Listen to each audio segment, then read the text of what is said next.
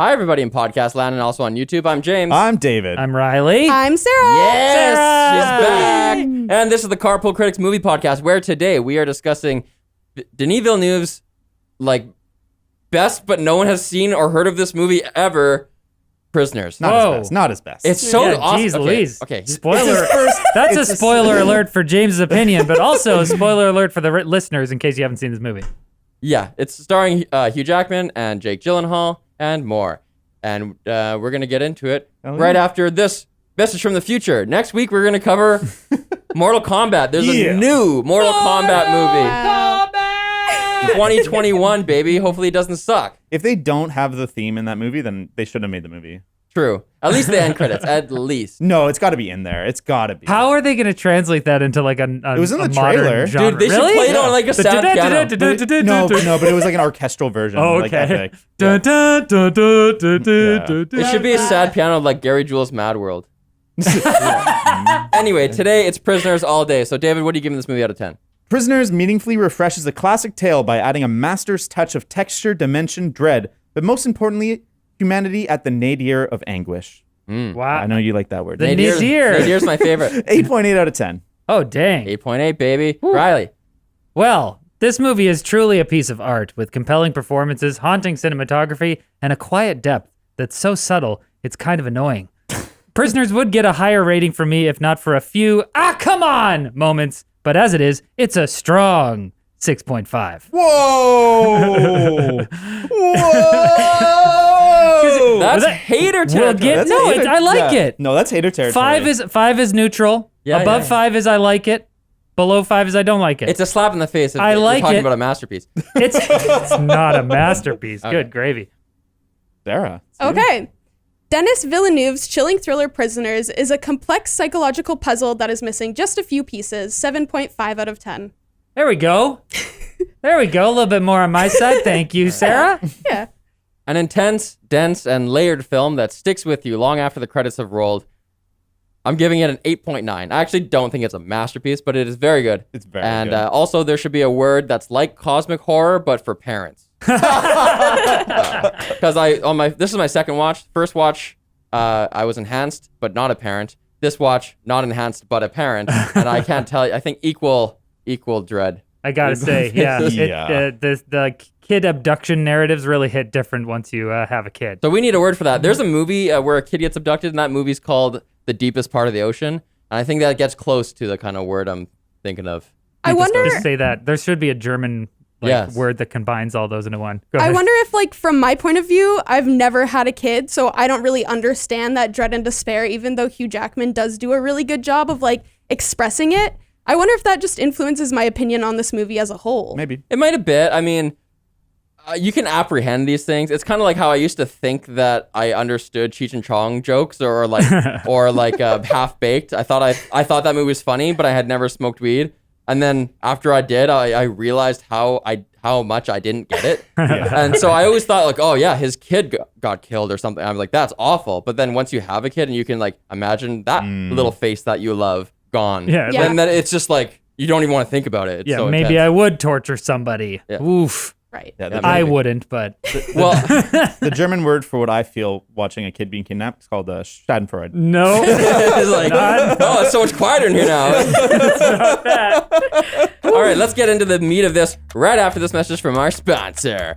Carpool Critics is brought to you by Private Internet Access VPN. PIA helps you hide your true IP address so that you can bypass geo restrictions and censorship. You can connect up to 10 devices at once, and it includes an internet kill switch. If your VPN gets disconnected involuntarily. PIA is available for Windows, Mac, Android, iOS, and even in a hole in your driveway as a Chrome extension. So check it out at lmg.gg/carpoolcritics. We're also brought to you by Vessi Footwear, famous for making shoes that are light, comfortable, and most importantly, waterproof. I can wash my car in these, baby. They're made from dual climate knit material, and they're 100% vegan, which can't be bad. Check out their weekend shoe, which some of us are wearing right now. Wow, stretch those hamstrings, Riley. Check it out at vessi.com/carpoolcritics and get $25 off using our awesome code. Great to shake. Look at him shake that shoe. Shake. All right, Riley, for the uninitiated or the people who haven't seen this since, when did it come out? 2013. 2013. Wow. Yeah, let us hear I'll what let you happens. know. In Pennsylvania, the 2 young daughters of neighbors Keller Dover and Franklin Birch go missing after playing near a parked RV. The RV is found, and its driver, Alex Jones, crashes into a tree before being arrested by Detective Loki for turning the frogs gay. Whoopsies, that's a different Alex Jones. Anyways, turns out Alex has the IQ of a 10-year-old, so Loki dismisses him as a suspect and checks in on local pedophiles, finding a corpse in Father Patrick Dunn's house wearing a maze pendant. Dunn admits to killing the man after he confessed to murdering 16 children. Keller assaults Alex when he's released, and Alex whispers, "They didn't cry until I left them."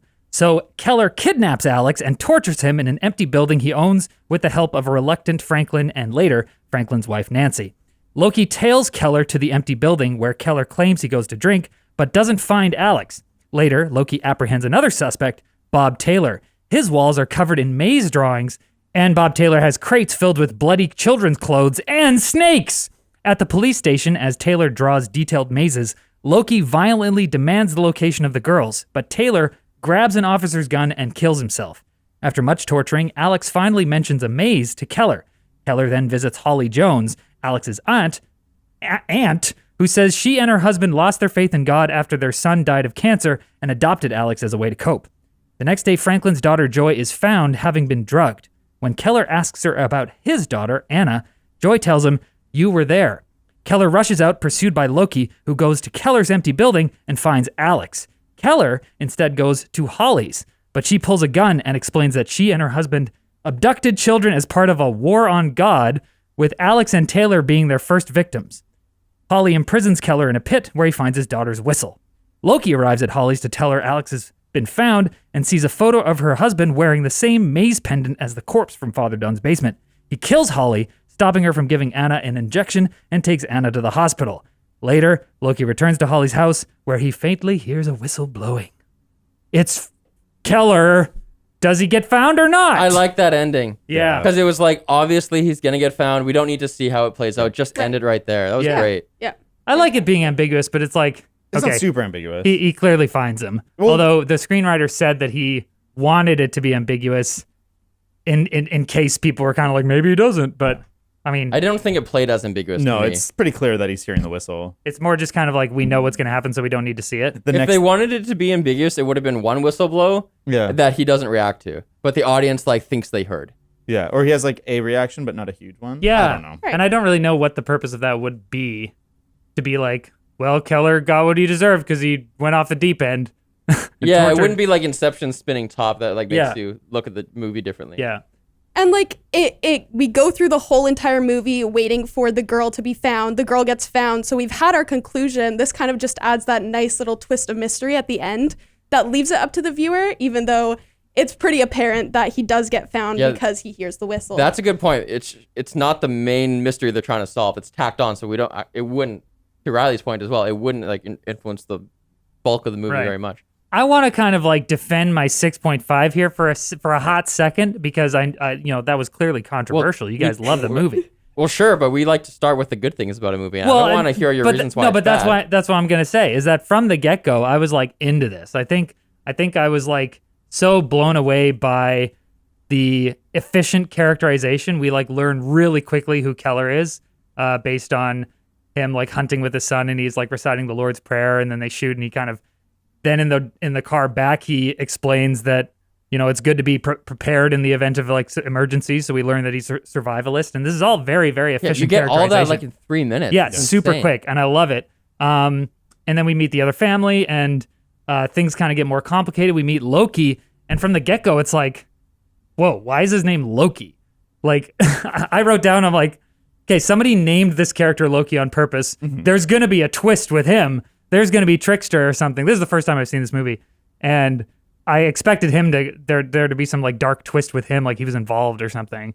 But no, it turns out he's just a really good Nope, detective. you're wrong. You're very wrong. He's a There super- is a thematic tie into why he's called Well, Loki, and we're gonna get into I- it later. no. Really, I'm there saying- is? Oh, Yeah, yeah. No, and I completely agree. I think having looked into things after I watched the movie, I was like, oh, okay, yeah, there's some ways you can interpret this. But in terms of like that being like a marker that he's going to be like a bad guy, really, because like, look, he's a trickster. Yep. So, yeah, I was pleasantly surprised actually to be kind of not be able to predict it in that way. I want to talk about the efficiency. There's other things that make the beginning really efficient that I really liked. So, like you said, opens on Lord's Prayer. So, okay, he's a religious man. And he's a hunter. Okay, so he's that guy. And he, like, wants to be prepared. He's like, okay, we know exactly who he is. But then on this truck, it says, like, Keller Dover Repairs or whatever, right? And even that Carpentry, that's foreshadowing the fact that, you know, he's got tools. Right. He maybe has a property that they're going to introduce later. But even more than that, they park in their driveway and the camera switches to the perspective of this RV as it's creeping through the neighborhood. And it creeps along past a house we've never seen before, but which has the truck we have seen before parked at the house. So now we know that this creepy van is driving by the house of the characters we've already met. And it's just so tight. Yeah. Right. Yeah, I like that. Yep. And one, it adds to the sense of dread too. As soon as you have a POV shot from inside of a car, you're like, who's watching? And then they don't give us that information until much later. And so you have this kind of fire of dread burning that starts to build right from like the second scene. And even when we do get that information later, we find out that it's Jones who's driving. Yep. But at the very end of the movie, we find out Holly was in that RV. So it's actually her perspective we're probably seeing through. It's also really cool, too, how they introduce the theme of religion into the movie, like, immediately. You hear the Lord's Prayer before he shoots the deer, and then when they get in the truck, as soon as you see the wood cross, you're like, this is going to be a movie that kind of intertwines with religion somehow. And one thing I found really cool was I wanted to look into, like, the symbolism of the deer just to see if there was anything regarding that. And supposedly, in biblical symbology, the deer represents piety, devotion, and safety in God's care. It also signifies the ability to leap over obstacles. And I wonder if him shooting the deer is going to kind of symbolize him finding difficulty in overcoming this obstacle of his daughter going missing. I think for me, it ties more into like the first thing that you said, where he's a man who's always prepared for every situation, and he's like relied on his own strength and his own preparation. And a lot of this movie is him needing to learn to have faith in the system in this case. But I want to get into that a little bit later because there's a lot of really cool stuff. But to amplify on what she just said is that first point about what the deer represents, it does seem like he kills that deer and then the opposite of what that deer represents is the chaos that he falls into. Exactly. Yeah. Well said. That's what I meant to say. And then especially since there's a second shot of it in the back of his truck, like bouncing around dead. I think too, like one thing they do really well is efficiently use the production design to tell us who these characters are. Like even his truck, we've talked about his truck. It's got tons of character. Like there's a chip missing on the steering wheel, and you get to know that like, oh, he has a business, but like he's not like a multimillionaire. He's like a down-to-earth guy. Yeah. They do that really well in every freaking aspect of this movie. I think, I mean, like, I feel like despite the fact that he goes so apeshit pretty early on, actually, you know, and again, like, he lost his daughter's been kidnapped. Like, it does things to you. But, like, despite the fact that we see him doing all these dark things, I think the characterization being so strong that he's, like, a good guy, you know? His wife has like anxiety or insomnia issues, and he's like taking care of her. He's taking care of his son. He's like giving his son life lessons. It shows him having like tender moments with them where he like clearly cares about them, and he's worked hard. It says, you know, the movie implies that he doesn't have much money. So like despite that, he's like working really hard and trying to take care of him. So like we're endeared to him early on as like a good character, and I think that's why seeing him get so dark and like go so low. We know he's a serious character. Yeah. We could see, especially if you watch with subtitles on, you can see little asides where he takes his daughter aside when they arrive at Franklin's house, and he says to her like, "Always ask permission." Like, he's strict and he leads a purposeful life for himself and his kids. Yeah, and he loves America. Yes. His favorite song is the Star Spangled Banner. I hope that's not true. I thought that was such a strange characterization. Yeah. I mean, I don't know. It kind of made sense. Like he's a religious guy in middle America. He's a hunter. Like he's he's America. We don't really see him being like America, but I feel like everything that we see about him is consistent with that character. So it's not really surprising. Well, let's talk about his performance because I think it's through and through very, very convincing. Like there's Hugh one Jackman. scene. There's one scene where I'm like, okay, but throughout he has this insane amount of rage that he knows how to unleash in the right bursts. And like the first time you see it is when Loki's in his house and he's escalating, but he learns to control it and he goes to the car and he's still got this rage, but he's holding on to it and he kind of speaks sense. And he throughout the movie, like you can sense there's obviously this burden that he's carrying and expressing through rage. but I found it so believable, and I was so entranced. I by will him. never forget the first time I saw him destroy that sink with the hammer Oh my and then gosh. smash the hammer into the wall right beside Jones's face. I was like, Yeah. I was honestly like, I'm a little scared for Paul Dano. I was like, whoa, Yeah, that's for pretty sure, like for pretty sure. close to his actual face. Like, man, if that take went wrong. Yeah, I think Hugh Jackman, for the most part, I liked his performance, but there are definitely times where Hugh Jackman tends to overact in a lot of the stuff he does. He's got a background as a theater actor, so I think a lot of the times, even when he is like letting loose in this rage, I'm like, whoa, Oscar bait, man. But at the same time, I'm kind of like, that's just Hugh Jackman not knowing really how to be subtle sometimes. Like, can you convey anger and fury without just like flailing your arms around and screaming at the top of your lungs? I think you're not giving him enough credit because I think he does do those things. He does do the subtle things and the quiet moments, but then this role demands the heightened rage. Totally. one thing he impressively conveyed was when he's so exasperated and tired that, like, I have to continue to torture this guy, but I don't want to. When he's standing holding that tap handle and like crying. Yeah. Yeah. No, go ahead. Sure. I do believe his act kind of balances out. You have these scenes where he's extremely aggressive and showing passion and he wants to save his daughter and find out where she is. But then, yeah, you also see his regret and his questioning his morality and being like, should I be doing this? But like, for the safety of my daughter, I only have so much time and I feel as though I must. Yeah, So. I don't want to act like I'm like saying that he did a bad job or something. I think that Hugh Jackman did do a good job. I just think that for Hugh Jackman in particular, and this might be just because like I've seen him in a lot of stuff overact.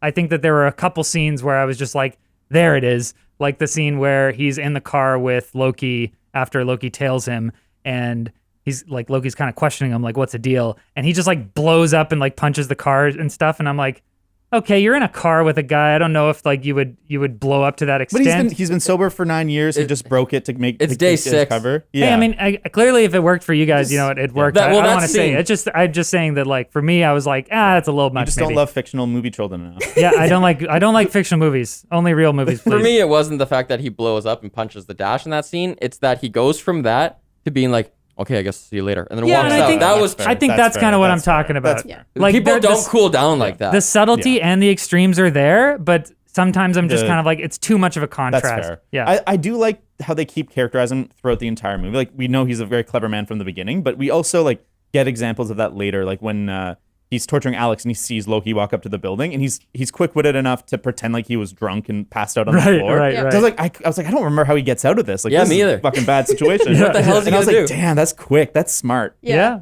I like He's it. a survivalist. Yeah. He's prepared, It's sort of. funny that you think that Hugh Jackman does the overacting, because I think the overacting sits with Jake Gyllenhaal. Really? I I agree. think- I Really? agree. Oh yeah, yeah. Oh, wow, we're, like, I split think on this. overall he does it's an amazing performance. But I remember in like high school taking an acting class, and they gave me a sheet of 10 questions to define your character and how you're gonna act. Mm-hmm. And one of the question is, what's their tick? And I was like, he also got that same fucking sheet that I got in 7th grade. with the hard blinks. Yeah, the hard Yeah. blinks. And like by like 10 minutes of it, I totally buy it and I get it. Yeah. And like he's so good at posturing too, like the way he sits his neck back.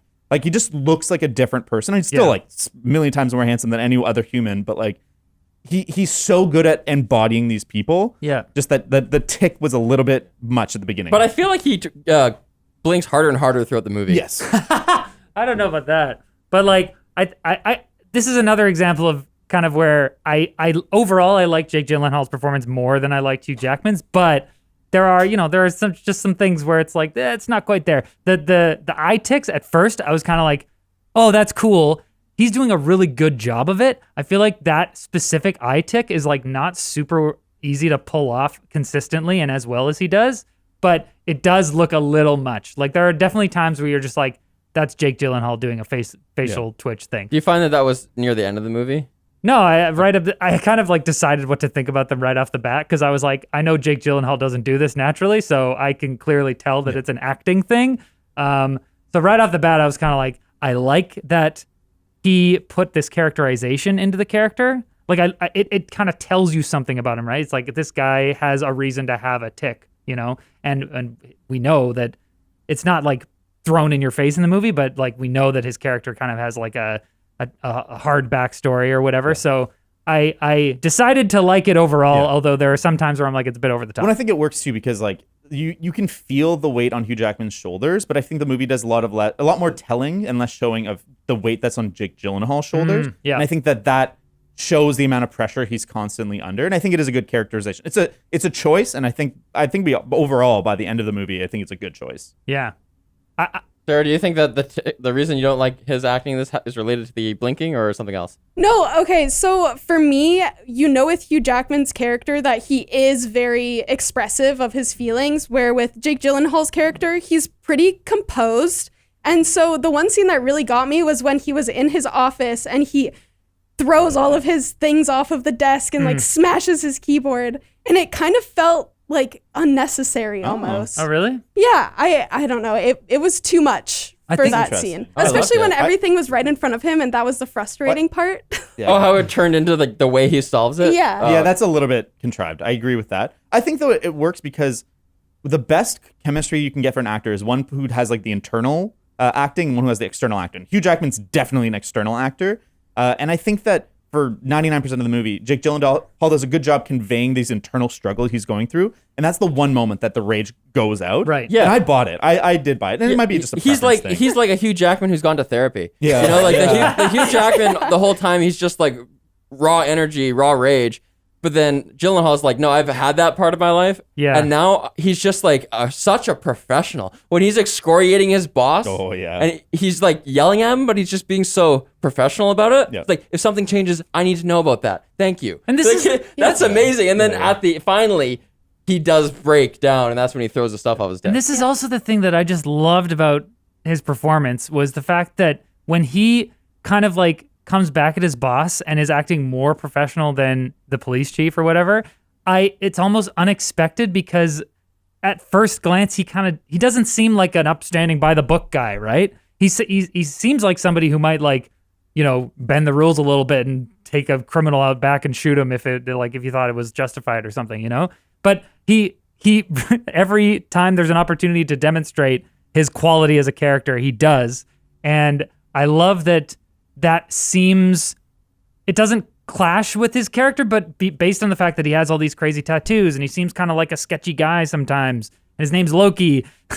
And so then that kind of stuff that we're learning about him, it's a pleasant surprise Well, that's to what makes learn him a that the great- character is so nice or good. That's what makes him such a great character. He's not Yeah. a trope at all. He's a professional, but he also has these neck tattoos and will punch you in the fucking face in an Exactly. interrogation Yeah. room. Exactly. But also, when he's interfacing with Hugh Jackman's character, Dover, he doesn't, like, Dover's yelling at him and putting so much pressure on him and calling him, like, bad at his job. Yeah. And he could just unleash right back and be like, dude, I haven't slept in 3 days either. And I'm following all these leads, but he never does. Yeah, and he does never, ever that like cop thing of just being like, sir, I need you to calm down, sir. We're following procedures, blah, blah, blah. I'm just like, man, the control. And it's one of the sources of the major conflict in the movie is that Dover just doesn't appreciate how much he's being helped Right. by this other guy. Did you read the screenplay, James? No. Oh, because I was wondering, because apparently a lot of that characterization, Jake Gyllenhaal, I guess maybe he worked with, he brought that characterization to the character. I think based on the screenplay that the character could have been just kind of like more of like a straight-laced cop or whatever, but because I don't know whether it was Jake, probably a mixture of a bunch of people involved, but they made this character so much more interesting than he might maybe appear on the Maybe page. he didn't want to be another Boy Scout because he had done that in Zodiac. And Yeah, when you compare this character to Zodiac, because this is after Zodiac, yeah, right? Zodiac's 2007, and you compare that character to who he portrayed in Nightcrawler, it's like, man, what a range. This is like Yeah. the Nightcrawler guy meets the Zodiac yeah, guy. maybe a bit. I like, though, that they define him clearly enough that he doesn't neatly fall into any tropes. Because, like, I think if he had been, like, the, like, rule-bending cop, like, they could have done that, but he's so nuanced in, like, how he works. But he's also works thematically because he represents the system. He represents God. And so he has to be, like, by the book, even though he has all this personality that's on top of that. Oh, man. Yeah. What do you think of his introduction where he's in that, Loki? he's in the restaurant with the fortune cookie and stuff, the calendar. Yeah, that's So we just learned that he's like a loner right. from that. I think you also learn that he's, like, kind of believes in mystical, even though he's, like, kind of sarcastic about it. Or he's open. Yeah, he's open to the Right. like, Talking mystical. about the Zodiac. He actually has, I noticed he had tattoos of different star symbols, which was Yeah. really cool. Did you find out what those meant? it was just like a Scorpio symbol. It's, So like, yeah. I saw a thing. I was trying to find out what they meant, and I saw some people saying that they were zodiacological, astrological signs or whatever, but they were just like slightly altered. Oh. Like they were like, it's like a Pisces thing or whatever, but like one of the lines was reversed or something. Interesting. I was very confused. And then I saw another thing being like, oh, they meant maze, like M-A-Z-E. But I couldn't verify any of this, so I was just like, all right, I'll ask. I'll see if the other They're people. pretty much in the background, except for when he gets close to solving the maze thing. The camera kind of showed his hands then, so I wondered if that was trying to tell us something. What do you think? Yeah, maybe. I don't know. I do have a fun fact about the restaurant, Please, though. please. So they were shooting in Georgia, and apparently Georgia doesn't have any Chinese restaurants. What? So they picked a pancake restaurant because pancake restaurants often have those same open windows. And that was like a strategic cinematography thing too, because the open windows make it easier to frame shots, especially when representing Gyllenhaal being really close to like an open door into whatever. Like in this case, the RV was pretty much New adventure. right outside. Right. Yeah. Yeah, this is another Roger Deakins cinematographer movie. So Sure he is. also worked with Denis Denis. Villeneuve on Blade Runner. And Sicario. Yeah, that's right. They're And best buds. But not This- Dune. This movie, I know, sadly, this movie is gorgeous, and it's insane how gorgeous it is considering it has such a drab color palette. Oh man. It's like just blues and grays, but somehow the composition more than makes up for it. It's never stops being stunning. Like you could take any frame from this movie and turn it into an art piece. Yeah, like it's it's gorgeous. beautiful, and like like the color also just seems to pop and be engaging, even though everything's so freaking gray and blue and They just lame. nail the subtlety of it. Yeah, It's yeah. incredible. Oh man. One thing about Loki, since we were talking about the beginning scene, it made me think of this. Loki, at multiple times during the film, walks into a scene that may be dangerous, just with his hands at his sides. Yeah. He does not walk in as you would expect a cop to, with like one hand on his gun or something. He just walks in. He's just like sauntering in with his hands like just like there. I wonder if it was a choice or if it was just a mistake. I feel like it has to be. Maybe it's a choice where it's like he has faith in the proper procedure, and like walking in with a gun is not how they should be doing it. Yeah. Maybe. So maybe. I don't know if it's It procedure. makes me think of when he's chasing Bob Taylor, and then Taylor ends up jumping on him from above, and he goes, "Oh, get off me!" It's like he's like upset. I think he said, "Come on, man." Yeah. He's like, "Come on, man." My one nitpick about that is that he has his finger on the trigger, which is bad practice, and it's annoying because like he wasn't willing to shoot him, so it's just like a mistake. Oh, we got to tweet Get it Jake off. about this. I just thought too, another really interesting thing about the beginning scene kind of expresses his humanity. He's talking back and forth with the waitress, like having a normal human conversation, whereas when he's doing his job, he's very much focused on his job, and that's something that I just realized. He's so focused on his job. The scene where he's reviewing the tapes of his interrogation with Jones, and he's just watching the screen, and then someone comes into his office to be like, "Hey, information." He like jumps. Yeah. He jumps in his Right, chair right, because right. he's just like so in the focused. zone. That's I a good moment of characterization too, because you almost expect that we're going to learn something from like that moment. As it's zooming in, it's like, oh, is he going to reveal something? And it's like, nope, it's just kind of Just obsession. yeah. I love the other interrogation scene too. Not just how it's framed is beautiful, but how it's like the first hint that he's gonna lose it. But you're like, is he in control? Is he not? But it all goes so sideways, and it's like as soon as he loses the system, as soon as he loses this focus, Right. it all goes south, and it goes fucking south. Yeah. That was an insane scene. That's a Which moral scene is lesson. that? when The one with Bob Taylor with Bob Taylor Okay. when he grabs the gun and you think he's gonna Yeah. fight the cops, but he just shoots himself. Oh, Yeah. And they say that we get this Oh. characterization of Loki also. They say that he's apparently solved every case that he's been on. But he doesn't buy that. He's not like yes or Well, no. he didn't want He's just to, like right. But also, like, obviously, if it was true or if it wasn't true, you probably wouldn't want to comment on That's that. fair. Be like, Right. actually, I didn't solve a few, so Yeah. your daughters That's might be fair. dead. He's like, yes, I did. He doesn't What I want to get- promise anything. What I get from that is that he looks at it like it doesn't matter that it's solved. A bunch of like suffering still happened. Right. Right. Like just to make a statistic out of Right. it isn't helping because he still carries like the weight of all of those. Yeah. So past what I was gonna cases. say about that though is the fact that like he's been to the totally by the book up to that point, and the moment he loses it, things go south. It's kind of like him. I love the way that this movie contrasts Loki and Keller. Like, is it a dual protagonist movie? I feel like you guys always know the right answer with this, and I forget what a protagonist technically is. Well, you can look at it a few ways. Like who has the biggest arc, who gets the most screen time, who has the the biggest emotional change, well, arc. Who point of view is it from mostly? I was trying to really nail that down in this movie.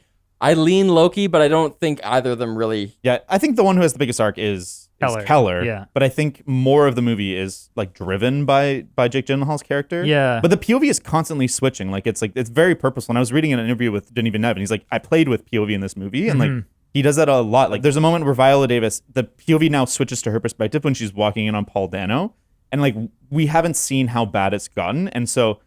Yeah, Denis Villeneuve is constantly switching between POVs in this movie, and it's very effective because you never really know what's going to happen. He plays with audience superiority when... that was the best part. Yeah, when what's his face? Not Taylor. Is it Taylor? Yeah, Bob Taylor is in the house. Yeah. We know that he's in the house. Oh, and then Franklin and Nancy arrive home, and we go up, and then we're like, oh my God, he's going to be up there. Yeah. And then he's not, but that was just the best use of audience. Yeah, totally. And that sticks with you. You're like, why was he there? What the fuck? And then you're like, oh, he's stealing the clothes because he's like obsessed with this. Yeah, that was great. It's so good. Oh, I want to talk about the killers a bit too. yes. Sure, yeah. They're personified in such interesting ways, and like they're kind of like the more movie-y like serial killers, like soft-spoken, weird, like you're just uncomfortable by them. But then the movie totally flips it on its head, and they're both innocent. Yeah. And you're like, what? Well, then, I mean, no, not fully Jones was innocent. there, but they're both Yeah. like groomed and victims. Yeah. I think That's it's they are people who have been wronged, and so kind of like were damaged, so they wrong other people. I think the scene where Alex is walking the dog and he pulls up the dog and hangs it by its leash, and you're just like, oh, that's the thing. Yeah. The serial killers hurt animals. That's a thing. Exactly. You're talking about the McDonald triad. What's the McDonald triad? It's when if a child is an arsonist, animal abuser, or a chronic bedwetter, if they have 2 out of the 3, or like serial killers have 2 out of the 3. Chronic Yeah. bedwetters? Is that One of them? Well, I it's don't not know like about- if you have this, you become this. It's the other way. If you're a serial killer, It's like you Pokemon probably have- evolution. Yeah. No, I don't know. I don't know how based is that like an actual psychological. I mean, I knew that there was psychological data that says that if children harm animals, that's like a marker for this type of thing. But I don't know about I haven't heard about the Bedwetting. triad. I never thing or heard whatever. Yeah, I mean, maybe that's anyways, that was a crazy moment where I was kind of like, Yeah. that I was almost sure in that moment that he did do it. Well, totally. And this movie totally leads you like far down the path of believing that Paul Dano does it. And Right. then I found myself totally okay with what Hugh Jackman was doing. Not totally okay, What? but like I found him justified. Okay, this in is what he amazing. was This is doing amazing. it. This is amazing. This is Okay, great. number 1, it was the first Sarah episode where we talked about Save the Cat. And so this is the opposite, where it's like if you Hurt the have dog. if you have a character abuse an animal, then you can Everything do goes- anything. You can do anything to this character. Totally. And the second thing is that I have written down here, Franklin is Riley, Keller is David. When they're having that scene of and That's so Franklin funny. just leans against the wall. This is wrong. I'm like, Ah! that's Riley. That's so funny. That is yeah. so funny. Honestly, it would really it bothered me that Keller was such a devout Christian, and then basically as soon as something bad happens, he goes full dark side. It's completely. What does he say? He's like Franklin says when they're about to torture him. Franklin's like, he's a person. He's like, he's not a person. He stopped being a person when he took our daughters. And I was like, well, first of all, you don't know he took your daughters, and B, that's not the Christian perspective. The Christian but perspective is that no, it's not the human's job With to just dole out justice. a little bit of rage glasses, you can totally understand why he was certain. Because like, why would Paul Dano be like, they didn't cry until I left them? Yeah. And he's Right. singing the Jingle Bells Yeah. Batman Yeah. Smell song. Yeah, but Yeah. I'm saying from a Christian perspective, that's not justified even if he did do it. But I Yeah. think it's more of a statement of American So it's like- Christianity where it's not necessarily everyone is devout, Oh, even absolutely. though they're committed. Oh, I think it definitely is. And I that's one of the most beautiful things about this movie to me is the fact that Keller is this hardcore devout Christian, and he's the one doing the horrible things. And Loki, he seems to be kind of he has all sorts of things going on. He has a cross tattoo on his hand, but he also has all of these astrological signs. He's got this 8-pointed star on his neck that kind of I forget what exact belief system that's referencing, but that's it's the idea is that he has kind of gone on this journey and sort of amalgamated things and crafted his own belief system that makes sense for him. So that was an interesting idea to me, the fact that Keller is so locked into this one thing, and so he gets blinded and he can't see outside of this narrow tunnel, and Loki has kind of been hey, I have my own morals, but it's based on this and this and this, and I've kind of incorporated a wider view. Yeah, I'm Loki.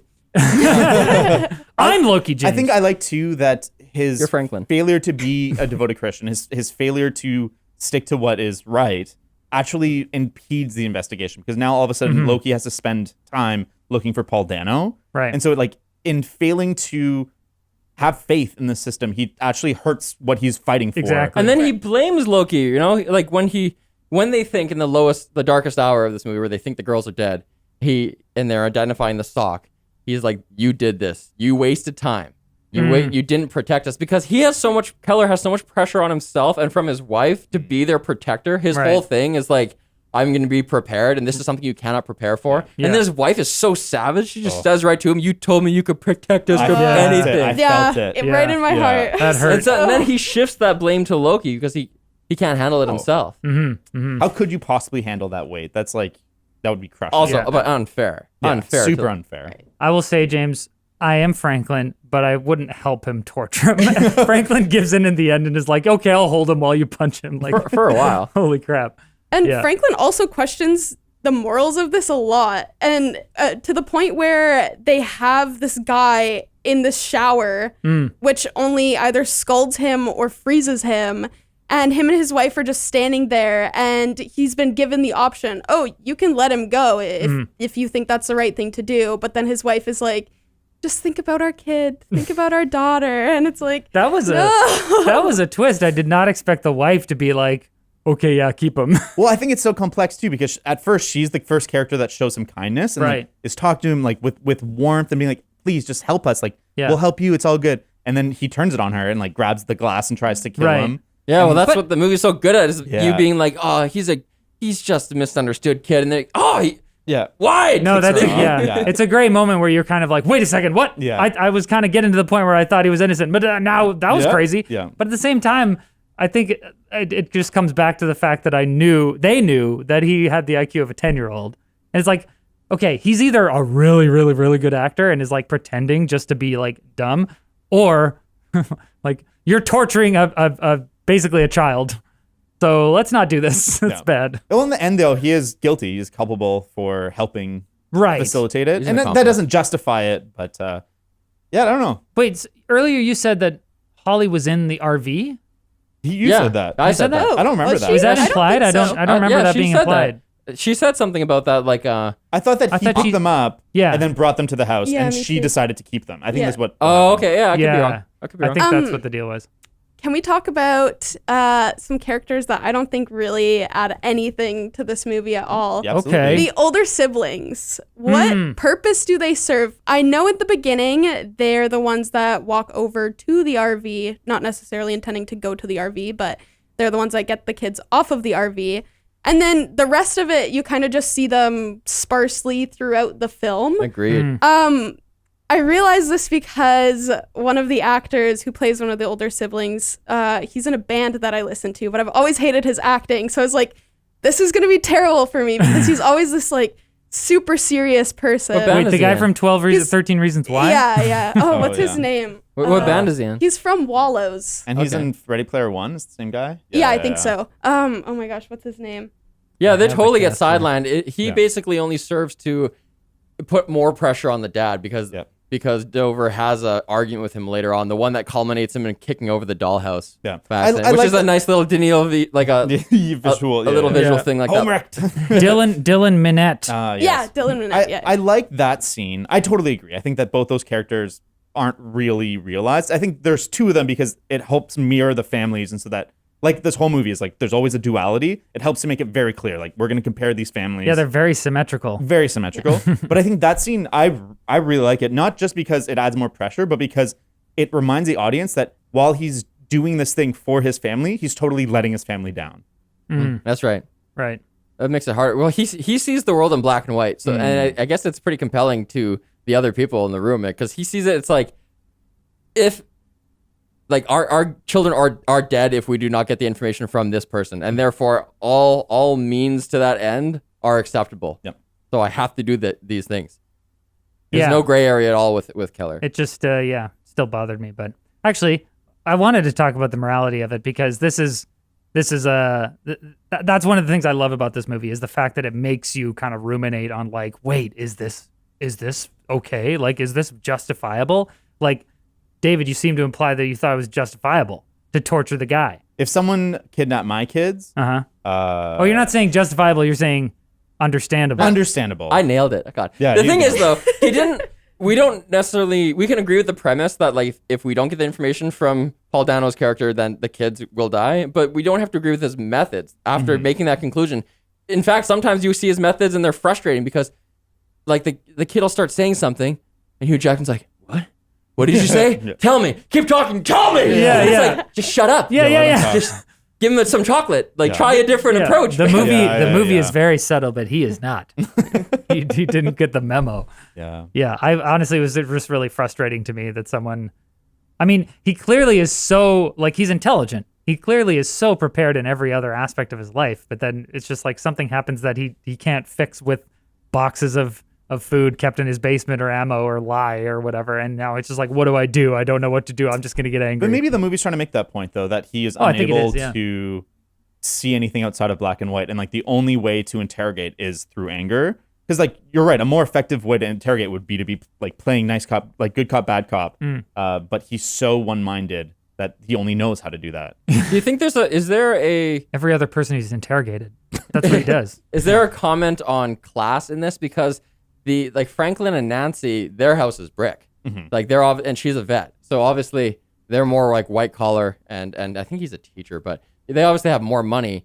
But the movie doesn't really say anything about that, except maybe in the fact that it doesn't say anything about it. The fact that by the time Nancy shows up, maybe you'd think, well, she's a more educated person, and so she's gonna have a different approach. She kind of does, but at the end, they end up just like also helping Keller torture them. So maybe what Denis is saying is that it's like that's a cross that crosses class lines. But that's also something I've heard a lot of people say this is a really realistic movie, and I think in terms of like the giving you the experience of the emotion that parents would go through when like because this is not a new story, you know, kids get abducted, kids get There's kidnapped. a whole Wikipedia page about children abduction movies. Yeah, and it's just it's wild. Yeah, so like the movie does such a good job of really getting you into that mindset. I mean, like part of the reason that I didn't enjoy it so much is because it just is really sad, and it made me sad, and I was like, I'm not enjoying this experience right now. Like sadness is fine or whatever. I'm saying that the movie does a really good job of that, but then the thing that it kind of breaks me out of that realism is the fact that these three characters just continue on with this like crazy, like they're just normal people. And then, okay, we're going to capture this guy that's the IQ of a 10-year-old and keep torturing him until he's basically dead. Like what? But I don't think I don't know. I don't think they're playing in their head that he's got the IQ of a 10-year-old. They're like, he's a malicious liar who got away from the police and the system's failed us and we have to take justice. Maybe, in our hands. but like there are two instances where there's an opportunity for someone to be like, we have to stop. And it's Keller telling Franklin about it. And Franklin's like, this is wrong. And he could just be like, no, I'm out of here. And then they bring the wife into it. And the wife, instead of being like, what the fuck? No, is like, okay, hold on a second. But I think I just don't think people would do But that. there's such I do. complex. I do too. And I mean, think there's such complex relationships too, where like if you're one of your closest friends that both of your kids got kidnapped, told you like we have to do this, like are you going to betray him and turn him in? Like you can't just like back away. You have to fully commit to betraying them, and that's the problem. This goes to this But they question. did back away. They were like, from now on, we don't know about it. Yeah. This goes to That's this fair. question where I just Let sorry. her go. Well, I just We've heard from you. Yeah, go ahead. Just going back to James's point about class maybe potentially playing a role in this movie, I see just them trying to show these all-American families who, or I guess classic American families, who have everything to be comfortable and happy, and even the worst thing can happen to a family that is, I guess, protected or like prepared. Or done everything right. Yeah, exactly. Yeah. Yeah, Sorry, it's finish one that. of the big themes is just like chaos. It's just Right. I think there's two purposes that the class accomplishes. One is that it makes the descent into madness from a higher height, because the first couple scenes are not the first couple scenes, but the first sequence is mostly at a holiday at the nicer house. So it's like pleasant, it's nice. We see nicer things. The whole setting is more pleasant. So then from there we have further to fall. But I also think there is something about class where there's an element to suffering justifying anything. And the villain in this movie, the aunt, justifies her killings because she suffered when her son died of cancer. And so there's Right. an element of like, the more suffering you have, the more you can justify. And the people that have the nicer house, they're suffering less. They get their daughter back, they're suffering less. There's the middle people that have some more suffering. They don't get their daughter back without Hugh Jackman paying a huge price. Yeah. And then there's the people at the bottom that are the absolute worst. I want to get back to the aunt and why she is doing what she's doing, because I think that's such a funny question. Before we launch into that, though. Yeah. Okay, just one more sentence on the chaos thing that Sarah was talking about. Sure. There's, it's actually on the screen when they're talking to the mother of that kid, Barry, who was kidnapped, and she says right to the camera, "Nothing happened." Hold on, let me get the actual quote here. Shit, where'd it go? She says, "No one took them. Nothing happened. They're just gone." Right. Like just chaos. Yeah. And you can't make sense of it. It's just like, suffering. Well, Life is suffering. The Keller's wife, or is that whatever? She can't accept that the kid was kidnapped, and she keeps having these like mental gymnastics justifications of like what her kid is, and like, she's here, I heard her. Yeah. Denial. Yeah. Yeah. It's kind of cool too, because I just throughout movies that I've watched, watching this one made me want to see a kidnapping scene, like seeing the kids actually get abducted. But after you saying that, like that quote, it kind of makes sense, because that's really all we saw too, was they were just gone. Yeah. I think it's effective for this movie not to show it. I think this movie shows great restraint in like choosing when it's going to show you the worst of it. Like, you don't really get much violence until Hugh Jackman is actually like really hurting Paul Dano, and that's the worst violence on screen, is this man who like is maybe justified or not torturing this guy. It's not the killer who's killed many people. It's this man that we've watched descend into Honestly, this. I think that's, I mean, I don't know whether Denis Villeneuve or whatever is trying to specifically say that, but I think that the movie ends up coming up with this message where, as you were saying, suffering begets more suffering. Like, the more suffering that you put into the world, the more suffering that other people are going to experience also. So even if you think that it's justified to beat this man half to death because you think that it's going to get to a good end where you get your kids back, that's suffering that you are choosing now, instead of reducing the suffering in the world, to you are choosing to increase the suffering in the world, and that's going to beget more suffering. As we see, like Alex and Bob Taylor, they were abducted and they survived, but they're fucked, and now they're just, because something horrible was done to them, they're doing horrible things to other people, and it just that's continues. the title of the movie. I think Prisoners, it's the type of title that makes you think, oh, maybe they're saying we're all prisoners. Yeah, for sure. Prisoners of a chaotic, broken world. Let's talk about the end, because I think it's very interesting.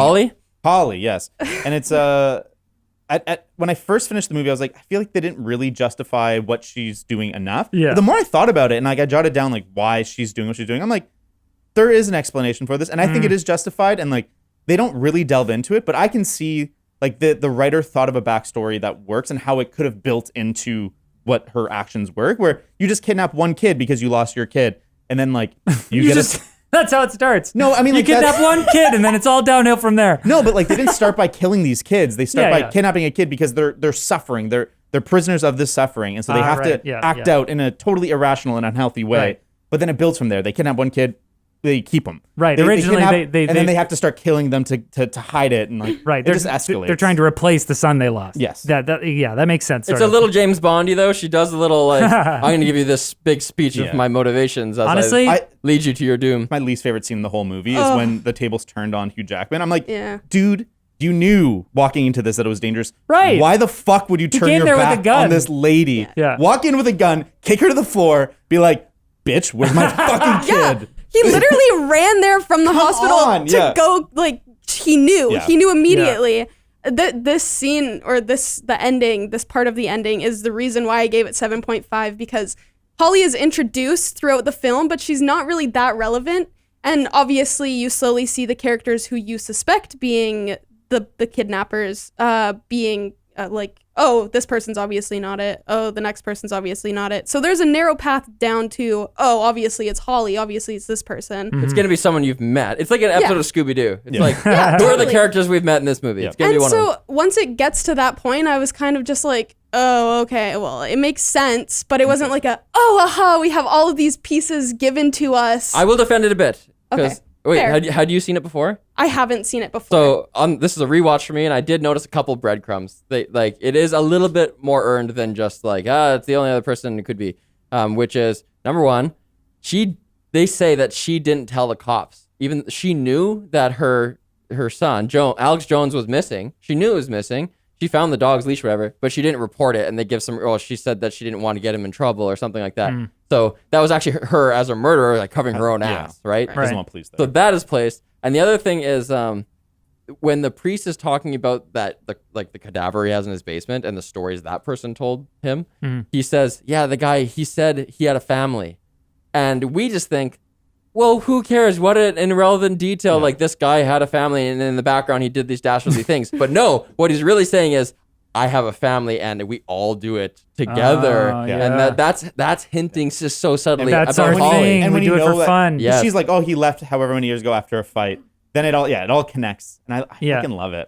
To me, I had the opposite reaction than you, Sarah, where I was like, I've seen this movie before, but I couldn't remember. I remember she ties into it all somehow, but I was like, oh yeah, it's only her. And like, because the movie has such, like, invests so much into its red herrings of two different characters. And especially like the midpoint, they introduce him. And then you're like, oh, it's gotta be him then. Okay, fine. Oh, Bob Taylor? Bob Taylor, yeah. You're like, it's gotta be him. And then it's like slowly revealed it's not him. And like the whole time they've been slowly peeling it back that it's probably not Paul Dano either. And you're like, what the fuck is going on? I really appreciate how the movie kind of like takes you on these little like journeys, and you're like, oh, that's a dead end, that's a dead end. But the dead ends are connected. Yeah, which they're is super nice. connected. It's not just like, oh, another cycle lives in this town. I love how they all kind of come together, and everything really makes sense at the end. Like, oh, that was the husband in the basement, and we kind of saw breadcrumbs to this the whole time. Like, I do think that the reveal of Holly was earned, but the thing that really bugged me about the ending was the fact that she like reveals that, yeah, we did this as a war on God. I'm like, first of all, like, it just seems kind of like a comic booky villain origin story. Like, my son was killed, so from that moment, I vowed that I would kill God. Yeah. And it's like, okay, this is just not something that people do in real life. Like, I think that's another thing, like I said earlier, that kind of took me away from the realism of this movie. I think that it's so powerful as a meditation on the pain and suffering that parents go through when they experience these things. And then they kind of like insert these like really cartoony comic booky things where it's like, because our kid died of cancer, we decided that we would turn parents into demons by kidnapping their kids, and then that would hurt God's feelings. That could just be totally unsaid. It's like the screenwriters were like, well, we have this religion theme, we need to tie that to a character, and needs to be said, make it more integrated, but don't say it. I love how integral like the theme of religion and morality is to this movie, and Denis like weaves it in so masterfully. Like, it seems natural. The characters just seem like real characters, except for Holly. The war on God. It's just I think it's literally that sentence. If you removed it, it would make sense. Like, she's mad at God. Like, maybe they were religious before, and she's getting her revenge this way. Honestly, but if you just took war on God out of it, if the philosophical jump was from, oh, I believe in God and I'm a moral person, but then suffering exists, then I can't reconcile that with the idea of a loving God. So then nothing matters, and I'm just gonna be nihilistic and just like blow shit up because why not? That I could buy that. Yeah. But the fact that you were like, God took our son away, and I believe God exists, but I don't like him, and I'm going to fight back. Yeah. Well, maybe that's why she expounds on the fact that how pious they were, because you get an equal and opposite reaction. Totally. That's fair. But I want to reply to Sarah. For sure. You said that you thought it was cheesy that Jackman just walks into the wolf's den knowing that the wolf lives there and still gets taken out. I'll say this. I think that gives credence to her level of manipulation, because there's an earlier scene, I think it's when Loki's interviewing them, where she gets up to like make them tea or something. When she gets up off the couch, she's like, "Ugh." She like grunts and stuff. I think she puts on a persona that she's like innocent, naive, old, like not threatening. And I think that manipulation kind of eased Jackman's character. For sure. I find it kind of weird that he will go through these extents of like almost beating to death this kid to get an answer out of him. And then all of a sudden he knows who the actual kidnapper is and is so nonchalant about it. You would think you would see that anger come out of him even more under the circumstances. Or maybe he just thought it's not her. It's just that Jones put the kids at that house. He still doesn't. I see. But then she's like, put those handcuffs on. I'm like, dude, she's like 3 feet away. You could just like strafe and just kick her. lunge at her, He like could something. get her. He You could just have. have to stumble a little bit and then just With the then you're close. just yeah. throw the handcuffs in her face. Like, look at Buffalo Bill, man. Buffalo Bill, when Starling has the gun on him, he just goes, "What?" and just like slips out of the frame. Yeah. I mean, I don't know. I felt I didn't feel like danger. that was really possible in that situation because she was far enough away that in order for him to get to her, she could probably get a shot or two off at him, and it's like from that range, you're dead. Yeah. Like- It's justifiable where he's not sure it's her, and like I can see how she was able to use her old woman charm to manipulate him. But I think it's just the only moment in the movie where it's just like my suspension of disbelief is questioned. Yeah, yeah. I think that he should have like we learned that he had the gun in his bag, and I'm like, you should have just gone to the door with the gun already. Exactly. Because she goes to the door and she's like, I burned my hand. I'm like, there's a gun in there. Yeah. She's holding a gun. 100%. Man, like I think if this psycho had a gun on me and was like, chug all these drugs, I'd be like, no, I'm gonna drop kick you.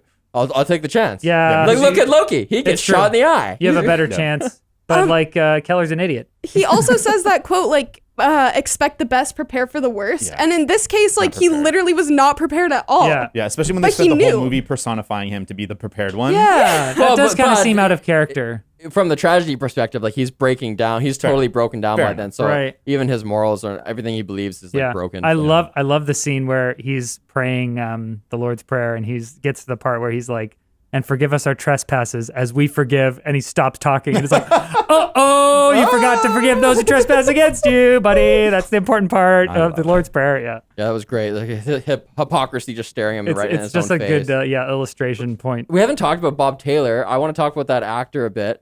Poor guy. David Dasmalchian.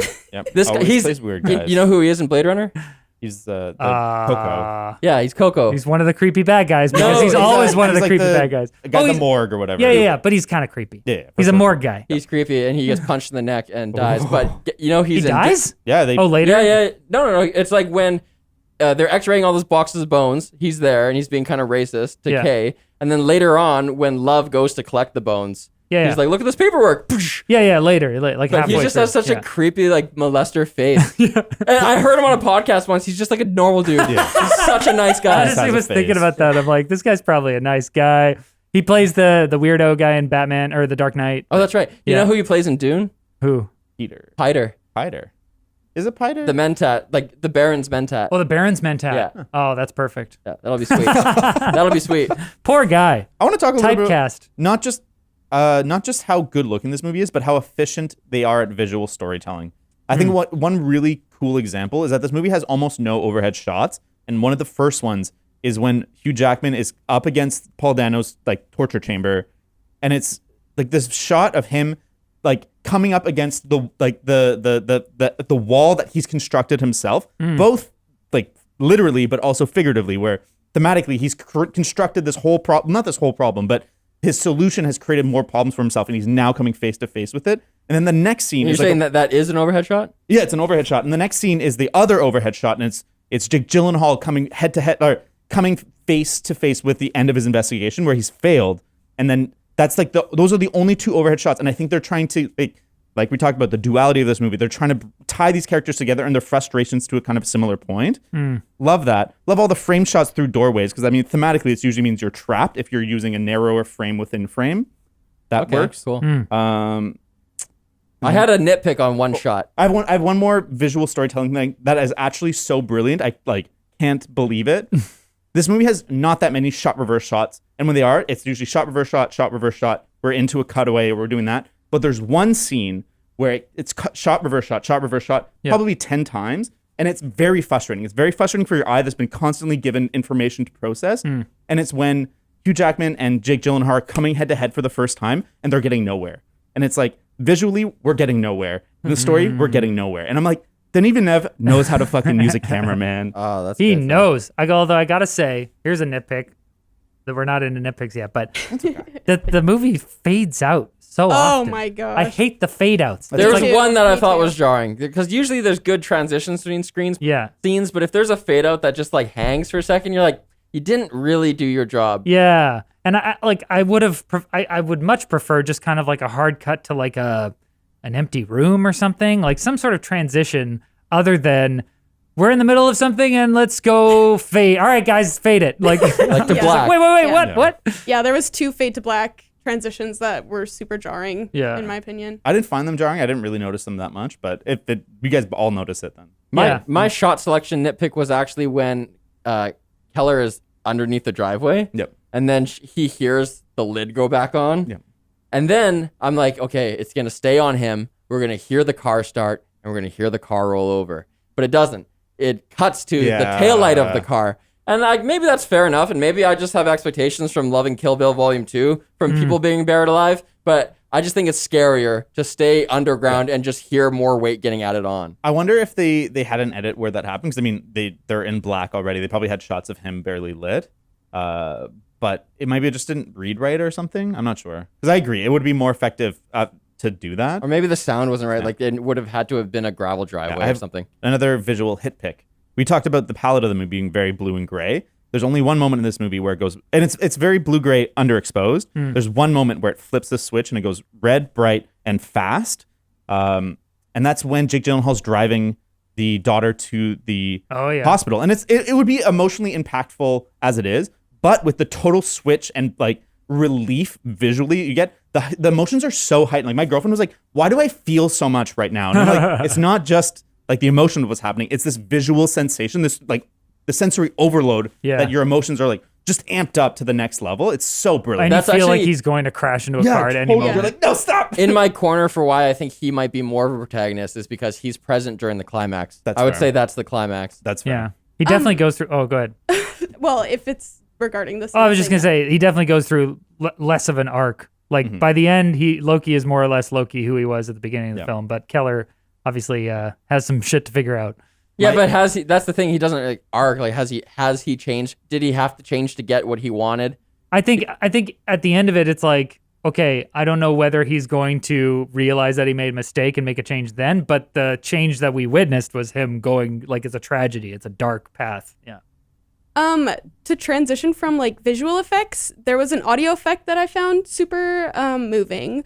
There's this thing called the Radiohead effect, and I know you like listening to Radiohead or whatever, but Oh yeah, I noticed the song. yeah, so at the end of the movie, on the boombox of the 2 guys who are digging in the backyard looking for things, there's a song called Codex playing, and Codex is kind of known to have almost an inconclusive ending to the song. Another thing really cool is that he asked them to turn it off, so he turns it off and there's dead silence. And that is kind of an homage to the ending, which is also somewhat inconclusive. Yeah. And I like that. But you could say that like that song is ambiguous and we don't get any catharsis. But then Loki steps in, an active character, and says, "Turn that shit off." Yeah. Because I'm gonna solve every case shit. I've ever been on, and then he hears the whistle. Wait, he tells them to turn it off? Yeah. Well, yeah, they're shutting down. Oh. Yeah. Oh, no, but they say we're going to pick it up.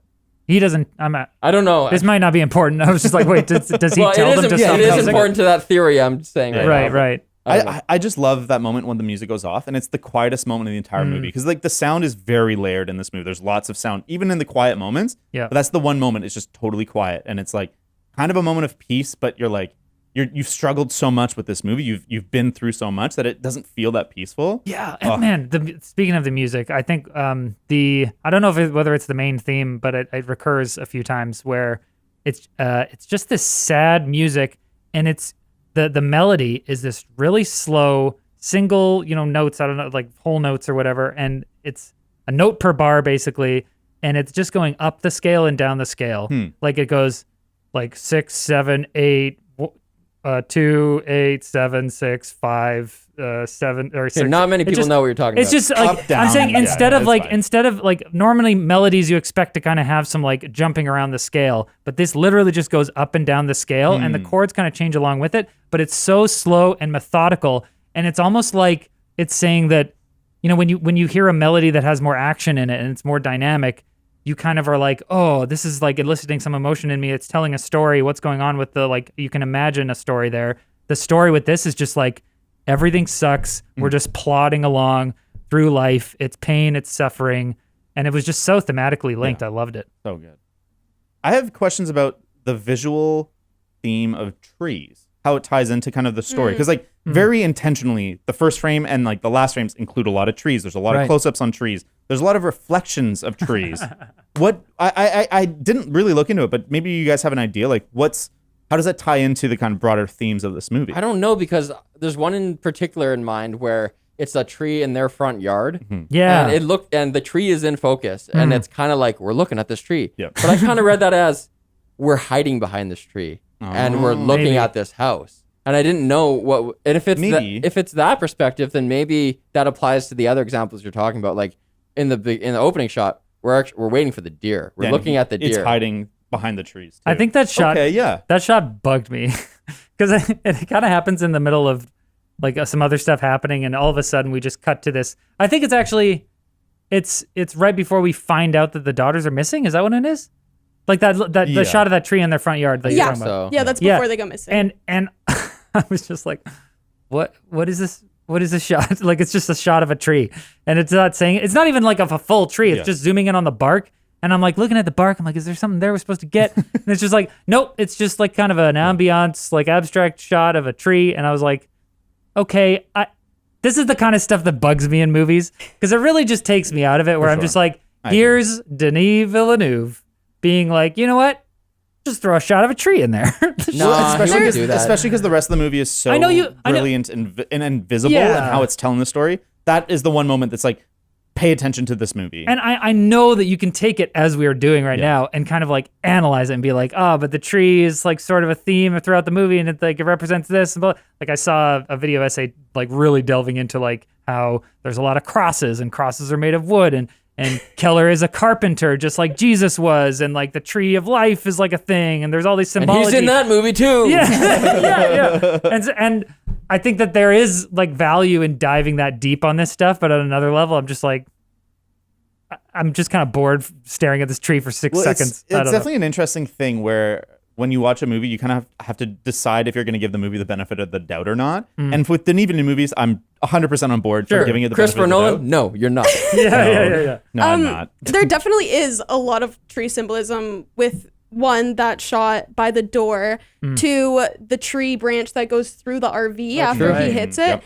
And 3, another one that I really noticed was after the candlelight ceremony, there's all of the trees lit up in the background. And I wonder maybe if they represent just family tree and how family is important, like or growth in like kind of experiencing these things and how you're going to grow and branch off from what you've just like gone roots through. and just community and time. That would make sense with the RV crashing. It's like, that's fair. Yeah. It's interesting because I was very curious as to what the rain turning into snow meant, and I found an interview with Denis Villeneuve, and it's like, I just wanted the feeling of it. So there's definitely an element of that. That's actually one of my nitpicks. I was like, is it raining or snowing? Because it can't really oscillate. True. You just haven't lived in like a place that but I has think that. Like Vancouver, it happens all the time. It was happens all the time. It was confusing to me because it was raining really hard, and then all of a sudden you kind of see these like snowy things like blowing across the screen. I'm like, how is there a wind that's blowing snowflakes thank you. across? This is not how it works here. While there's like rain pounding down. We just live in a place protected by mountain. Wind isn't weird here. Wind is so weird everywhere else. Okay, because there's like here it's usually like it'll be raining, it'll turn into slush, and it's not gonna be like floaty snow. But that's what was weird about it, is that there was wind in the middle of rain that's going straight down. The rain wasn't windy. Yeah, but it would change. Trust me. It can switch in like a split second. It's very weird. He's a bad director. No, but I do want to. I think it does really serve to change the mood, because like that's the moment that he gives up his sobriety. He goes in the store, comes out, it's changed to snow. But also like, I mean, visually, it's like the trail's gone cold, and now we're into like the winter of it. We're into like the cold part. We're into the failure, and I think it works to heighten what the dread we've already been feeling, to like depression. And they do that earlier as well. When they're first looking for the girls, it's not raining. But then when they start to get desperate, it's pouring. Yeah. And it just ups the intensity. I don't know. I hate that because I watch a lot of horror movies, as you know, and that's just often used as like a cliche thing. It's raining really hard now because they're sad and desperate. I think do you mean like now it's hard to see, or it's hard, like we're more defenseless because it's raining? Because that seems more horror movie like to me. Yeah, I guess so. I mean, I think it just kind of seems contrived as that, like the scene gets sadder and it starts to rain. I don't think it's that simple, and I think this movie does elevate it beyond I don't that, think because it is. it's using the rain to obscure windows and like part of this like theme of trees and reflections, and it changes how things are reflecting. Like there's such beautiful shots. Like there's the one where Jake Gyllenhaal's talking to a random shop owner, and it's just like outside of the store, and it's the rain is making it so hard to see that you can't really see. You just see the silhouettes. And so I think they're using the rain and the wetness as like not just an emotional modifier, but a visual modifier and a thematic modifier. I don't disagree with you, but I think the point I'm trying to make is simply that, you know, nowadays we're so acquainted with the idea of using weather to kind of like illustrate an emotional or thematic point that when it's obvious like this, it feels a bit contrived. And that's all I'm saying. I think it is still powerful and it has the effect. It's fair. But yeah. It's just like how the boiling pot in Blade Runner, where it's like as the tension in the scene builds, the pot boils over. Yeah. Or like in this movie where he's having a fight with his son and then his foot accidentally kicks over the dollhouse and it's like, oh yeah, your household is upset. Yeah, like even if we see that and recognize that that is a thing, that's a tool being used by the filmmaker to elicit a certain feeling in us, it still kind of works. It's like one of those those memes where like the little brain and big brain, you know, like the first quadrant is like, oh man, like recognizing that, oh, the dollhouse represents his family life and it's all in disarray. It's like, but then you get so used to that when you see it, you're like, pfft. Yeah, it just starts to feel cliche almost. I want to circle around on the theme of faith because we talked about how it's intertwined in the movie, but it's done so in such interesting ways, and it never feels knocked over the head. I mean, even like he goes to the priest's house, who's like on the pedophile list or whatever. Yeah. And I found that such an interesting thing where that priest is the end game of where Hugh Jackman's path leads, where he's like vigilante justice and taking things into your own hand. And he's now like alone, depressed, and he'll end up in jail. And I thought that was an interesting like kind of road marker for like, this is the path that Hugh Jackman's on. Yeah. But then you also like kind of get it. You're like, if someone confessed to me that they killed like 16 children, like, what do you do? But also hit pick. Yeah. That corpse was very convincing. That was good. It was. And he's wearing the necklace. Yeah. I noticed it on the rewatch. That's true. I think I loved the theme of faith in this movie as well, just because of like the category of theodicy is very interesting to me, which is like an attempt by people of faith to solve the problem of evil. If God is loving, how can he permit suffering in the world? And I think this whole movie is just a big giant meditation on that. And I think even if it doesn't really say something like super concrete, I think just the act of seeing characters kind of struggle through that, who have beliefs and who are like trying to make sense of things and what to do in the moment, I think is like, it's a beautiful question. And just like faith, it's a mystery. For sure. I think that this movie has lots to say, but instead of shouting it kind of like there are whispers in the wind where like every time that Keller prays to God, Loki takes action. Right. And he's like he's the embodiment of God on Earth. Like in the same way Loki isn't a god, but he's among the race of, or the tribe of the gods. Right. He's like the intermediary between God, and he's the intermediary between the system. Like But he works in mysterious ways. Yeah. Loki does. Keller can't understand. Yeah, exactly. Is that what you were kind of trying to, because you alluded earlier to like there being a real meaning for his name being Loki. Yes, that he's not God, but he's like the intermediary between God. But you're right, but because we have such proximity to the Marvel universe, we're very aware that Loki is a trickster. Yeah, and I think that really colored my initial expectations of the character. But yeah, looking into it after I watched the movie, I was kind of like, oh, okay, Loki isn't always like the bad guy. He's a trickster, but he also serves as this kind of intermediary at certain points, and he helps people sometimes. Yes. So yeah, it was interesting. I think if you were making this movie in 2021, you can't call your character Loki. But I think in 2013, it's not as big of a deal. Loki's not as prominent as he is today. Yeah, I guess in 2013 the MCU wasn't really like super established. Avengers. It was established. But I don't want to talk about Avengers anymore. You're right, why not? You're right. Wait, this is an Avengers podcast now. Wait. No. Oh. Falcon and the Winter Did Soldier. you guys notice that the hunting jackets and the safety jackets are the same color? And that's not. I don't think that's an accident. Wait, really? Yeah, that Keller, when he's working with people, is wearing the safety jackets, and like with hunting, he's working with his son.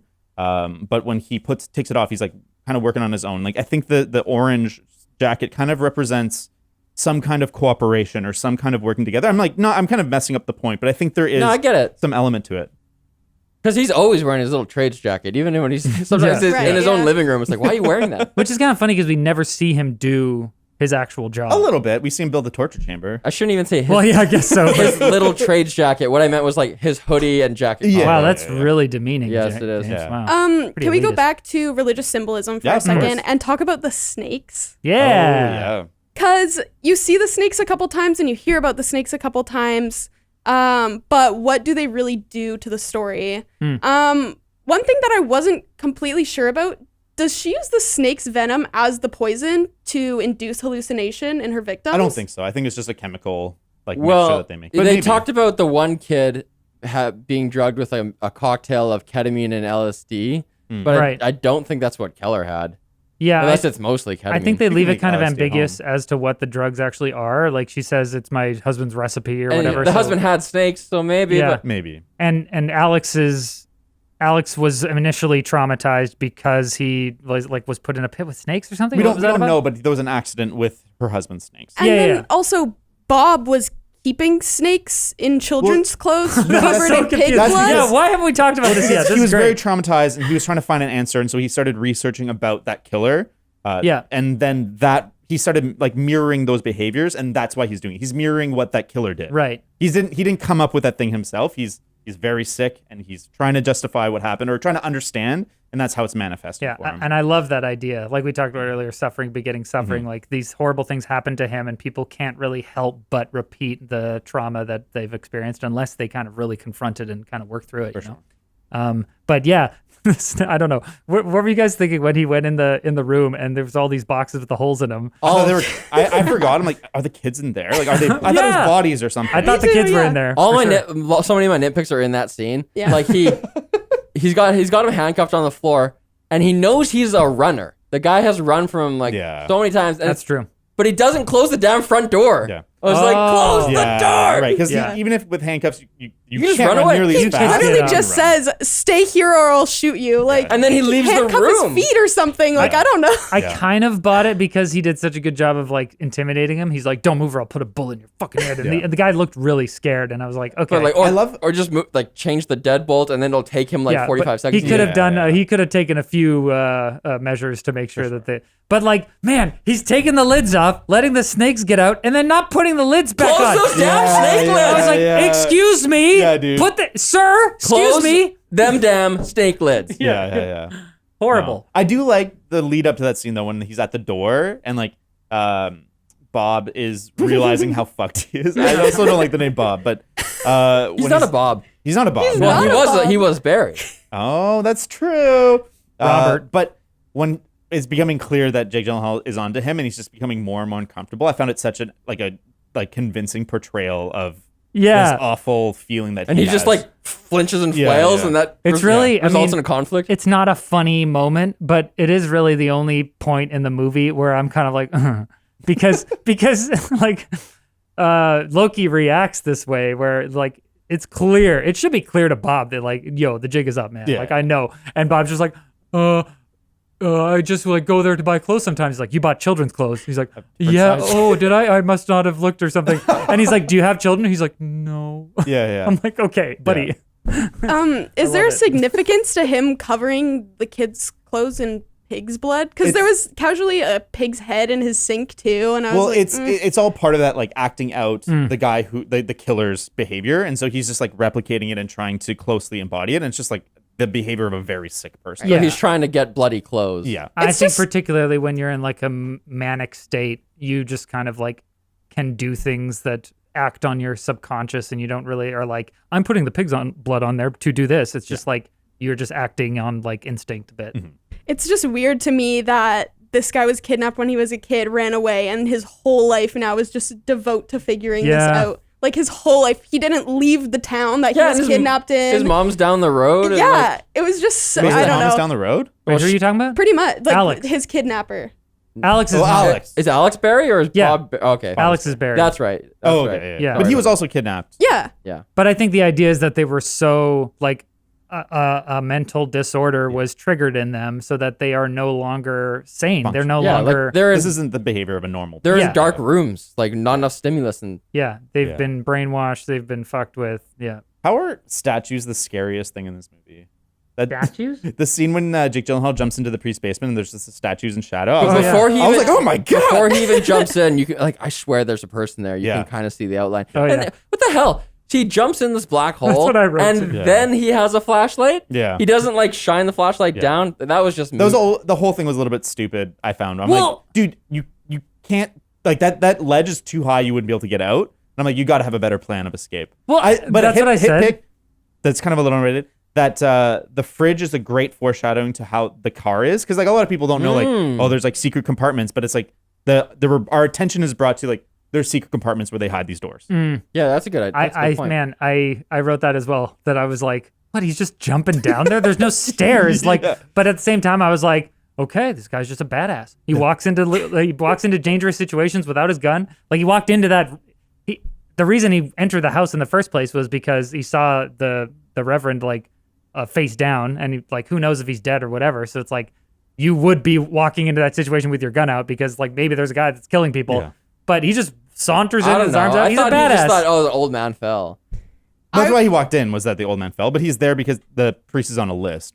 Yeah, I know that. Yeah. But I'm saying you see a guy on the floor. Yeah. You don't know whether he fell. You don't know whether he was dead. killed. Like, Yeah. I was expecting the priest, for some reason, since I've never seen this movie before, to close the door on him and lock him in the basement, but that definitely did not happen. I'm glad they didn't. I think in a horror movie that would have happened. Yeah. They would have done that. Yeah. But I'm glad that the movie didn't head in that direction. But yeah, I was anticipating it, but I'm glad it didn't happen. I think I loved it as an exploration of just like he's a badass. Yeah. He's capable. You want to go around and do our hit picks and nitpicks? Hell yeah. Yes. Nitpicks. Let's- In the same vein as the car being foreshadowing, the fridge being foreshadowing, how many times they show the car and like it's prominent in the and the frame. driveway. In the driveway, yeah. They do. It's brilliant. You're like, it's there. Our eye is there. Hit pick number one. I did not see it. That's a rewatch kind of. Yeah. It's definitely a rewatch thing. Yeah. Well, yeah. I think if you're not looking for the car, it's just like, It's okay, just there's there. some Yeah. cars over there. I Yeah. guess I don't know. Old ass. You want to Trans just Am. do all of yours? Yeah, sure. Oh, just the line I was gonna say. We heard him until he talks, or they're gonna die. It's so on the nose, but somehow it works in the context of this movie. Because like most movies, if they said like what the character's intention are that clearly, I'd be like, okay. Yeah. But because of the weight and like the dread and the atmosphere that's so present in this movie, I buy it 100%. And he's selling it. It's like Yeah. that's how he sees the world. It's Yeah. black and white, and he's pitching it to these other people. totally. That's Yeah. my hit pick. Just yeah, it's still just very annoying because the black and white that he sees the world as is not consistent with what his worldview is supposed to be. But yeah, that's American Christianity for you. I don't know. You can use dogma to Yeah, to dogma. back up Okay. anything. That's you the want. black and white is dogma. My Yeah. other hit pick was how good the corpse is, but now it's creepy. I'm saying it again. Someone else Sarah, go. Sarah, do you have nitpicks? Hitpicks? I don't know if I would have to rewatch the movie in order to accurately assess like some hit picks and nitpicks. I wasn't happy with the ending. Well, I was happy with the very end of the movie, but just the ending, the fact that it was Holly, it wasn't that surprising to me. I didn't feel satisfied.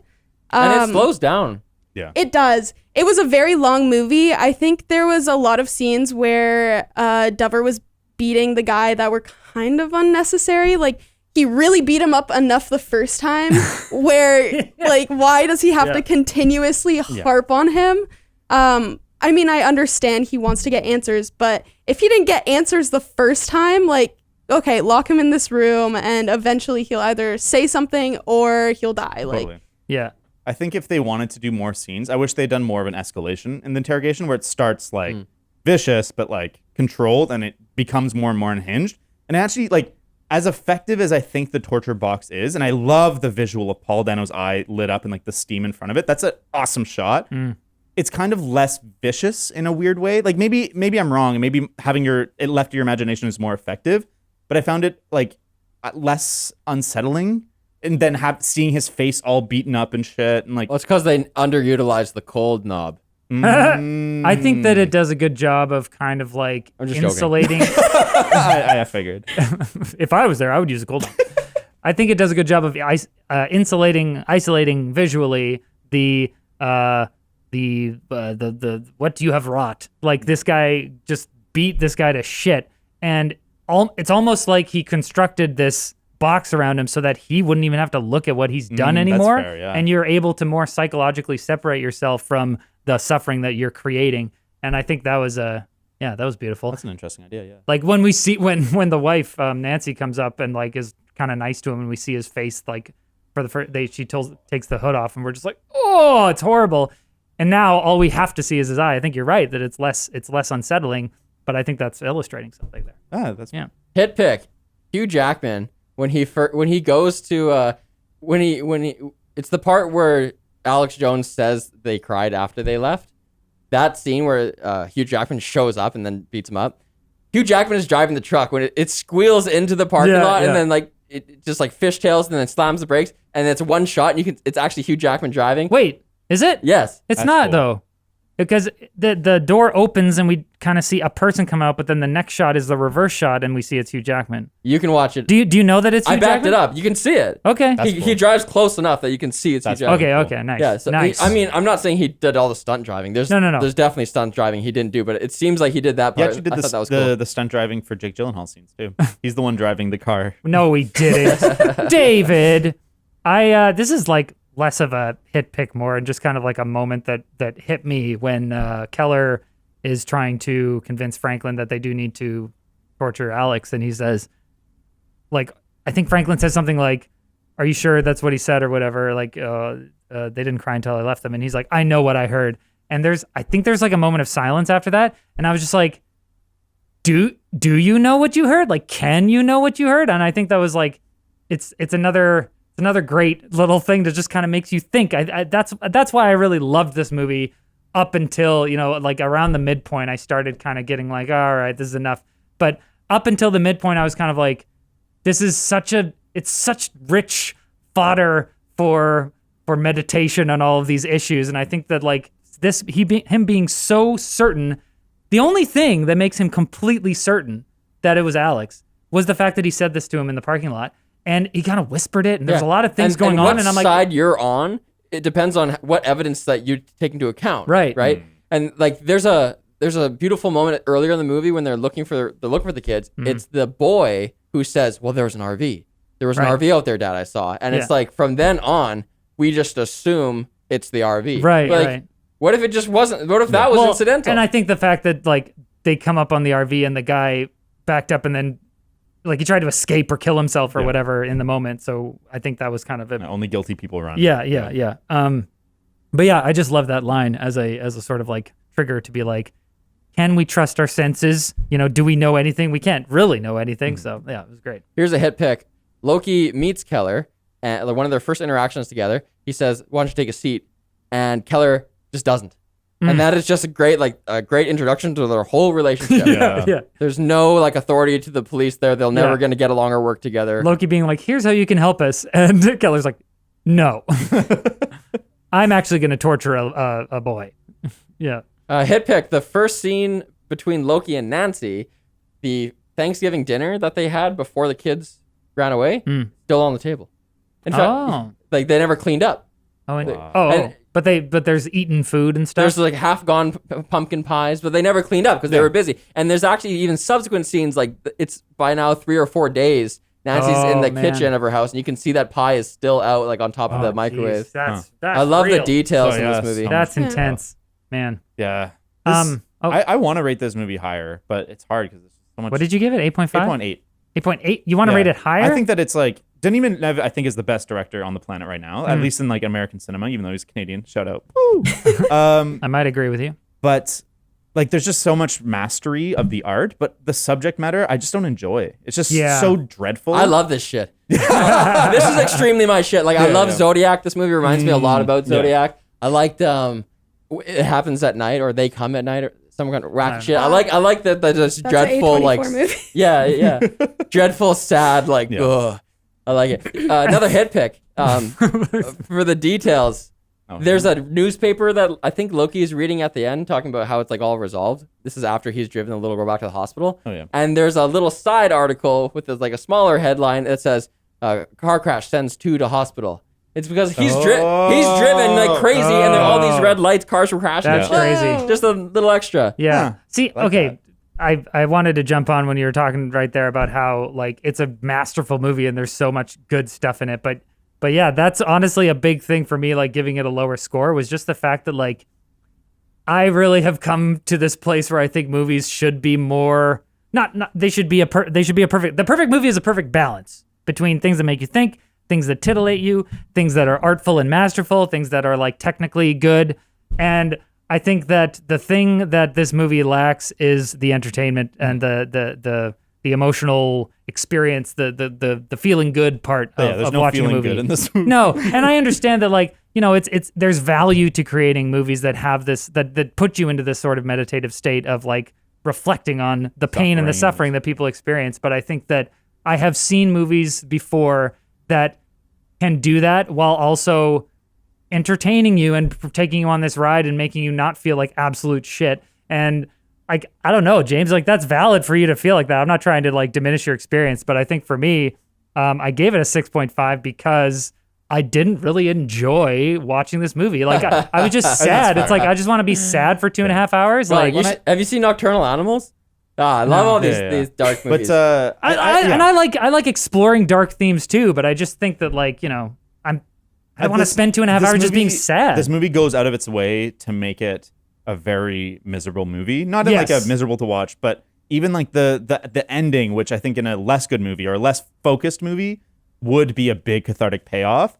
It's not. It's like she kind of slowly pulls her hands away. He shoots her. He gets shot, and then you get like the crazy rush. And so it's like insane tension. But then the payoff scene isn't that nice. Like the girl's not happy. She's just kind of like dead faced. The mom cries. Like there's no like, oh, you're a hero. There's no like sense of victory. It's like it goes from like climax to like we don't dead. see Keller hug Anne. Yeah. That's what we needed. Yeah. Honestly, but like that's the thing is that the ending didn't bother me so much as just the middle of the movie did. Like I just wanted something that was just less everything sucks all the time. It just sucks. And then at the end, actually, it's kind of funny because I was not liking the movie, and then, you know, you would expect that the fact that they find the two girls, everyone's alive, no one dies really who didn't die in the past already. You know, it's like it's kind of a happy ending. Keller's found and he might go to prison, but like at least he's alive. But we've just discovered how messed up the world is. Yeah. It's like, and so I think it's really the middle of the movie where things soured for me, because if there was some sort of redeeming quality in the middle there, I would have been more okay with the movie as a whole. But the other thing that really bugged me is the fact that all of these characters are just kind of fucked up. Like there's no characters that to me seem really real.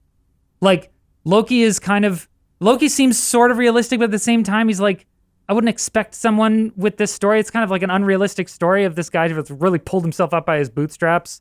The mom, like, the one mom is just like in bed with pills all day. Yeah, that's an aspect we didn't really talk about much, is how each parent copes with it differently. Yeah.